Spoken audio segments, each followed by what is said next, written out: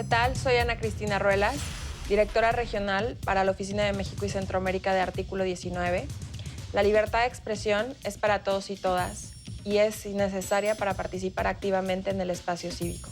Por eso necesitamos más libertad.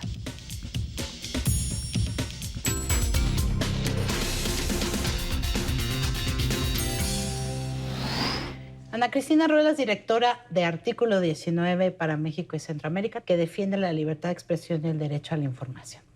¿Cómo ves a grandes rasgos la situación que estamos viviendo en México hoy? Pues México sigue siendo desde hace ya casi 10 años el país más peligroso para ejercer el periodismo en el mundo que no está en guerra, ¿no? Y creo que eso es algo muy relevante porque habla de la imposibilidad que tenemos nosotros como ciudadanos de recibir todos los días información libre de miedo. Porque hoy los periodistas siguen informando en México, pero están en una resistencia por sobrevivir. Y esto es algo que pasa todos los días en un sistema, el mexicano, que tiene una política muy bien articulada desde todas las unidades gubernamentales y en todos los niveles de gobierno para tratar de reducir los flujos de información. Y los periodistas son una fuente de información. Entonces, cuando tratas de reducirlos, pues ellos se encuentran en medio del fuego cruzado. Ustedes tienen una lista documentada de los periodistas asesinados de 2000 a la fecha y ya son más de 130. Pero no solamente los periodistas y las periodistas, aunque son muchos más hombres asesinados, son los que constantemente viven con miedo. Hay miles de agresiones cotidianas. Así es. De hecho, en el sexenio de Enrique Peña Nieto, Artículo 19 documentó 2.502 agresiones. Y de esas 2.502 agresiones, el 48% fueron perpetradas por agentes del Estado. Pero de alguna manera este nivel de penetración da respuesta a los altos niveles de impunidad. Eso es clave que hablemos. La impunidad del 99.3%. Sí, solo el 0.7% de los casos tienen solución o acceso a la justicia. ¿Y por qué? Pues nosotros lo explicamos como una manera de mantener la agresión y de perpetuar el silencio. Cuando se asesina a un periodista, no solamente se está matando la posibilidad de reconocer la verdad sobre su muerte, se está matando la verdad que quería acercar a la gente. Y en ese sentido, el recobrar los hechos, el dar verdad sobre la muerte de un periodista también significa investigar lo que el periodista estaba investigando y darle razón a la sociedad sobre aquello que motivó el asesinato a un periodista. Y es importante decir que si bien es cierto que las agresiones físicas son las más dolorosas, las más cínicas, las más desinhibidas, existen otros mecanismos de violencia que reducen los flujos de información y que están ahí todos los días. Funcionarios públicos utilizan el aparato de Estado para ir en contra de periodistas a través de leyes que criminalizan la libertad de expresión o incluso a través de campañas de desprestigio que cada vez vemos de manera más constante, ¿no? Porque esto que decían los gobiernos anteriores de que las agresiones contra la prensa eran daños colaterales al Estado de violencia, no es cierto. Tan no es cierto que el 80% son periodistas que están investigando hechos de corrupción y política y de seguridad y crimen organizado. ¿Y eso ha cambiado con este sexenio? Todavía no logramos identificar un cambio específico. La mayoría de los periodistas siguen siendo aquellos que están investigando pero al menos la en nota el discurso policíaca. sí, ¿no? Se acepta.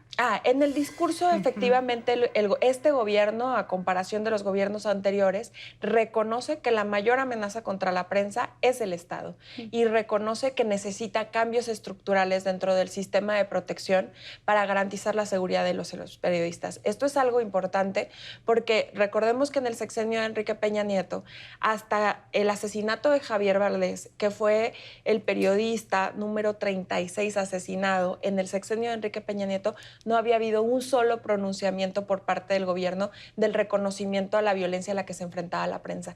Esto podríamos decirlo como un cambio positivo. Sin embargo, desde el punto de vista de cómo generar un cambio, realmente una política integral de protección a periodistas requiere, sin duda, que desde el más alto nivel haya un reconocimiento de la importancia del periodismo para la vida democrática. Es en la medida en la que podemos hablar de estos contrastes y de estos claroscuros. El mecanismo de protección a periodistas tiene muchas áreas de oportunidad, ¿no? Como se dice.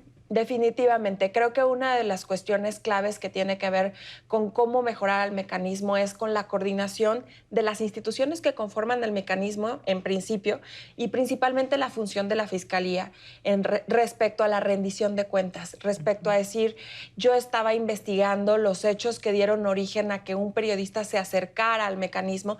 Pensemos en el caso del asesinato reciente de Jorge Ruiz en el estado de Veracruz.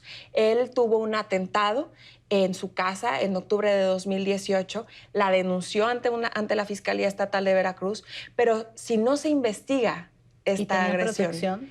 él tenía que haber tenido la protección en ese momento, no la tuvo cuando fue asesinado, pero si tal vez se hubiera investigado de manera puntual, exhaustiva, objetiva, el atentado que tuvo en octubre de 2018, hoy no estaríamos hablando de su asesinato.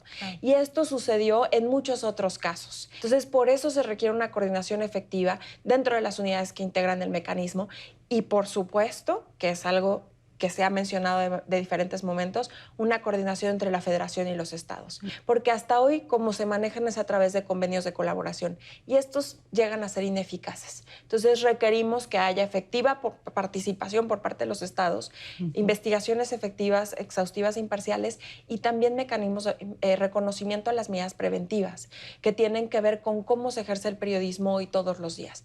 Hoy, el terreno en el que se ejerce el periodismo de facto, antes un recién graduado sale de la carrera y sabe que el terreno en el que se ejerce el periodismo ya es lo suficientemente sinuoso, porque de por sí existen un montón de leyes que le inhiben de entrada el ejercicio periodístico. Claro.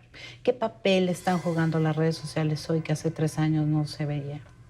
Creo que es un tema muy importante para que aquellas periodistas que no tenían voz y que no tenían oportunidad para participar de manera activa en sus medios de comunicación por cuestiones de misoginia, por cuestiones prácticas en cualquier medio de comunicación, ellas han logrado hacer que su voz sea escuchada y de alguna manera tomar una posición dentro del espacio cívico digital. De manera constante son atacadas no solamente en contra de su persona, sino de su familia, de su integridad física y sexual.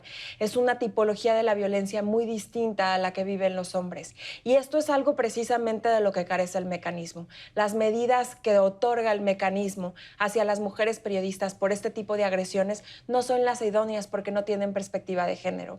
También es importante reconocer que las redes sociales han potenciado la voz de muchos medios en las ciudades que antes tampoco eran reconocidos. Y también, de alguna manera, esto genera una sensación de, diría yo, desde los funcionarios públicos y desde los agresores a la libertad de expresión, de miedo, porque la libertad que otorga las redes sociales no es la libertad que tienes en el mundo físico para publicar información. Y eso genera de alguna manera que la mayoría también de los periodistas que han tenido algún tipo de agresión sean aquellos también que estén utilizando las redes sociales como mecanismos de información para sus comunidades, ¿no? Por ejemplo, los casos recientes de Guerrero, Morelos y Veracruz, los asesinatos recientes, ellos publicaban de manera constante lo que estaba ocurriendo en temas policíacos a través de las redes sociales. Eran mecanismos de comunicación eficaz para las comunidades. ¿Cómo estás viendo el fenómeno de la autocensura?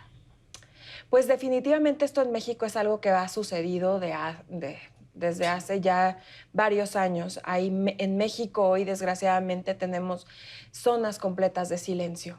Es decir, ciudades, estados en donde la información ya no fluye y en donde creo que es algo bastante lamentable pensarlo si vemos hacia el futuro. Hoy, la historia se construye a través de las fuentes periodísticas, a través de las fuentes estatales y a través de lo que cada uno podemos contar. Pero realmente la manera más clara de generar contranarrativas es a través del periodismo. Y si tú tienes una zona de silencio, si en Tamaulipas ya no fluye la información por la autocensura, porque las y los periodistas han entendido que en el código de ética que ellos tienen es escuchar a quienes les van a matar por informar. Entonces, te preguntas qué tipo de información va a ser la que van a conocer las próximas generaciones. Es solamente la verdad del Estado, porque la verdad del periodismo se ha callado. Y esto es algo terrible. ¿Cómo vamos a cambiar las instituciones? ¿Cómo vamos a generar verdaderas transformaciones si no tenemos contranarrativas? Si no tenemos la posibilidad de generar y construir una verdad social. Si fueras diputada o senadora, ¿qué cambios legislativos propondrías? Creo que desde el principio haría tres. Ujú. Uno que tiene que ver con regular la comunicación social. Creo que es algo muy importante porque no solamente impactaría los niveles de violencia a los que se enfrenta la prensa a nivel municipal, estatal y federal, sino que también impactaría la precariedad a la que se enfrentan las y los periodistas, que desgraciadamente es tremenda. Generaría una corresponsabilidad entre las casas de medios y el gobierno, y se reconocería, por otro lado, la función social del periodismo y la necesidad de que el periodismo permanezca y sea reconocido por toda la sociedad. Por otro lado, creo que también es importante eliminar todos los tipos penales que hoy criminalizan la libertad de expresión, que pueden llegar a ser desde la difamación, desde la calumnia, desde las injurias. Hay muchísimos tipos penales que criminalizan incluso la búsqueda de información en materia de seguridad, sí, o la manipulación de imágenes o memes. Hay 6 estados que criminalizan y por los que puedes ir a la cárcel por hacer un meme. Haría una derogación total de todos estos tipos penales que hoy son utilizados para atacar a los periodistas. Y por otro lado, haría una reforma procesal civil para inhibir la posibilidad de que los funcionarios públicos utilicen la figura del daño moral para atacar a un periodista, porque hoy es la forma más eficaz para impactar en la precariedad patrimonial de un periodista. Un periodista tiene que pagar por defenderse en un proceso civil por daño moral, tiene que pasar casi 6 años para hacer una verdadera defensa, y aunque va a ganar probablemente el periodista, porque va a tener la razón y porque afortunadamente la Suprema Corte de Justicia tiene los más altos estándares en temas de daño moral y libertad de expresión, esto va a impactar definitivamente en el nivel de información que estamos recibiendo en la sociedad. De su vida y de sus familias. Entonces necesitamos que haya un procedimiento civil en el cual se reconozca, antes de aceptar la demanda, los méritos del caso, que se reconozca que es una demanda perniciosa que busca atacar la libertad de expresión del periodista y se deseche de entrada, antes de darle entrada y dar posibilidad a que dure 6 años ese proceso. Muchas gracias por esta excelente radiografía en pocos minutos. Gracias, Ana Cristina. Muchísimas gracias a ti, Karen. Gracias. No se vayan, hay mucho más de esta entrevista con Ana Cristina Ruelas y como siempre los espero yo en Facebook y en Twitter.